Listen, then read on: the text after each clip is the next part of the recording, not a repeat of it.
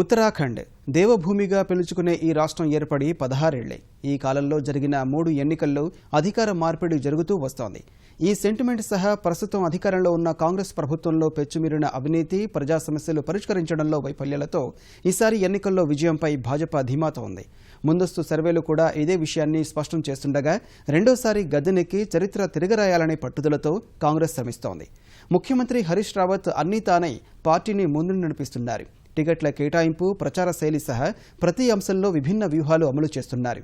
ఈ పరిస్థితుల్లో ఉత్తరాఖండ్ ముందస్తు అంచనాలు చెప్పినట్టే అధికార మార్పిడి జరుగుతుందా లేక హరీష్ రావత్ చరిత్ర తిరగరాస్తారా చూద్దాం.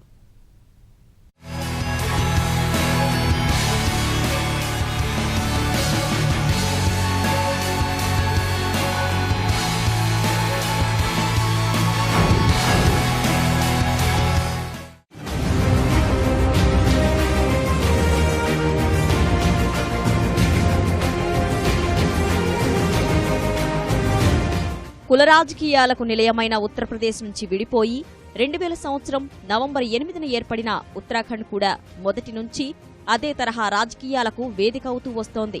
అందుకే ఉత్తరాఖండ్ శాసనసభకు 4వసారి జరుగుతున్న ఎన్నికల్లో కూడా ప్రధాన పార్టీలైన కాంగ్రెస్, భారతీయ జనతా పార్టీ కుల సమీకరణాల ఆధారంగానే అభ్యర్థులను బరిలోకి దింపుతున్నాయి.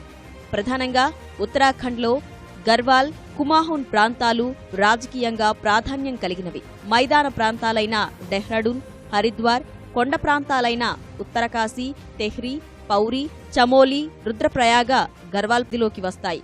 కొండ ప్రాంతాలైన ఫిదోర్గఢ్, భాగేశ్వర్, చంపావట్, అల్మోరా, మైదాన ప్రాంతంలోని ఉధంసింగ్ నగర్, నైనితాల్, కుమాహూన్ పరిధిలోకి వస్తాయి. ఉత్తరాఖండ్లో రాజ్పుత్, బ్రాహ్మణుల ఆతిథ్యం ఉండగా కొన్ని చోట్ల ఎస్సీలు, ఎస్టీల ప్రాబల్యం ఉంది. మొత్తం 70 శాసనసభ స్థానాలు ఉన్న ఉత్తరాఖండ్లో 13 స్థానాలు ఎస్సీలకు, 2 సీట్లు ఎస్టీలకు కేటాయించారు.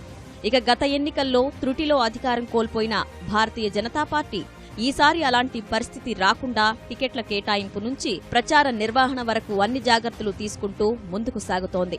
బ్రాహ్మణ ఓటర్లు అధికంగా ఉండే గర్వాల్ ప్రాంతంలో వారికే ఎక్కువగా టికెట్లు ఇచ్చింది. రాజ్పుత్లకు పట్టున్న కుమాహూన్ ప్రాంతంలో ఆ వర్గానికే ప్రాధాన్యం ఇచ్చిన ఆ పార్టీ కాంగ్రెస్ పై తిరుగుబాటు చేసిన పలువురు నేతలను చేర్చుకోవడం ద్వారా ఏ అవకాశాన్ని చేజార్చుకోరాదనే ఉద్దేశంతో ముందుకు వెడుతోంది. ఈ మార్గంలోనే మాజీ ముఖ్యమంత్రి విజయ్ బహుగుణ సహా కాంగ్రెస్లోని తిరుగుబాటు నేతలను చేర్చుకుంది. అలా చేర్చుకోవడమే కాదు, ఇలా వలస వచ్చిన వారిలో గెలిచే అవకాశాలు ఉన్న ప్రతి ఒక్కరికి టికెట్ ఇచ్చిన కమలదళం ఇదే సమయంలో ఎన్నాళ్ల నుంచో పార్టీని నమ్ముకుని ఉన్న వారి నుంచి ఎలాంటి అసంతృప్తి రాకుండా జాగ్రత్తలు తీసుకుంటూ ఫిబ్రవరి 15న జరిగే ఎన్నికల్లో విజయానికి బాటలు వేసుకుంది. ఈ జాగ్రత్తలు తీసుకుంది కాబట్టే ముందస్తు ఎన్నికల్లో కూడా ఉత్తరాఖండ్ ఓటరు భారతీయ జనతా పార్టీకి పట్టం కడతారనే ఫలితం వచ్చింది.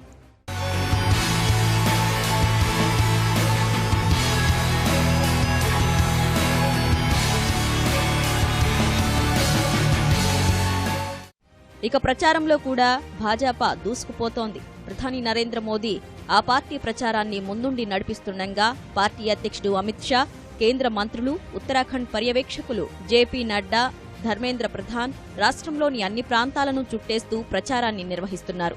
ఇక మాజీ సీఎంలు బీసీ ఖండూరి, రమేష్ పోఖ్రియాల్, విజయ్ బహుగుణ సహా ఇతర నేతలు సత్పాల్ మహారాజ్, హరక్ సింగ్ రావత్ రాష్ట్ర వ్యాప్తంగా పర్యటిస్తూ కాంగ్రెస్ ప్రభుత్వ హయాంలో జరిగిన అవినీతి సమస్యల పరిష్కారంలో హరీష్ రావత్ ప్రభుత్వ వైఫల్యాలను ప్రజలకు వివరిస్తూ పార్టీ విజయానికి బాటలు వేస్తున్నారు. అవినీతి మరకలేని నేతలు ఉండడం భాజపాకు కలిసివచ్చే మరో అంశం.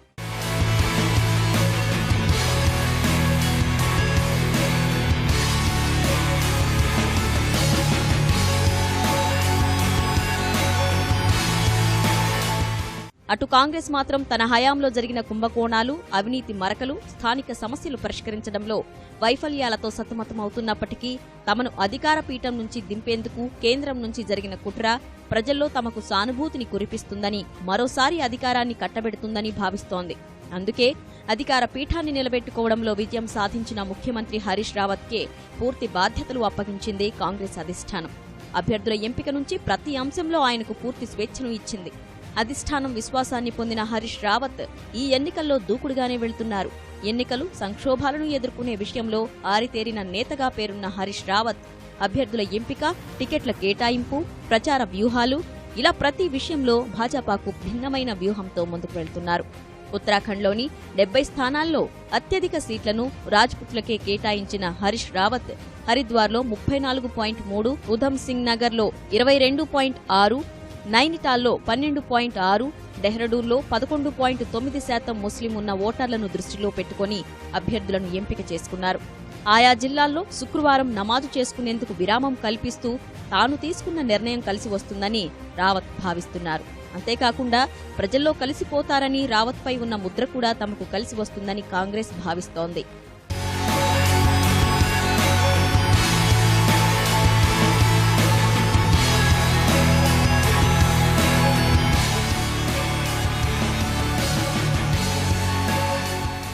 ఇదే సమయంలో ఉత్తరాఖండ్లో బహుజన్ సమాజ్ పార్టీ హవా క్రమంగా తగ్గుతూ రావడం కూడా భాజపాకు కలిసి వస్తోంది.